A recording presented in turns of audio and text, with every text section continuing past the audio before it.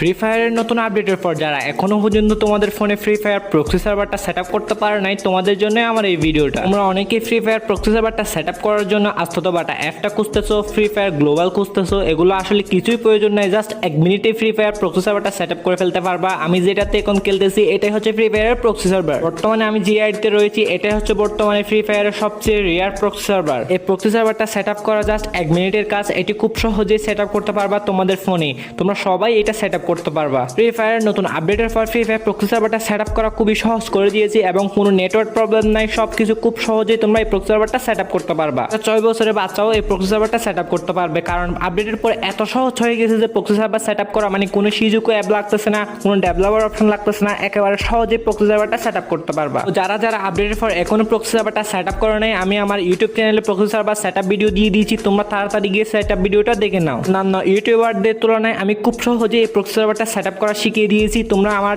YouTube চ্যানেলে গিয়ে এটা ভিডিওটা দেখে আসো। আমার ইউটিউব চ্যানেলের লিঙ্ক আমার টিকটকের বায়োতে দেওয়া আছে। আর যারা আমার টিকটকের বায়োতে চ্যানেলটা খুঁজে পাও না, তারা ইউটিউবে গিয়ে আমার চ্যানেলের নামটা সার্চ করলে আমার চ্যানেলটা তোমাদের সামনে চলে আসবে আর তোমরা ভিডিওটা দেখে নিবা। খুবই সহজে তোমাদের সেট আপ ভিডিওটা করে দিয়েছি।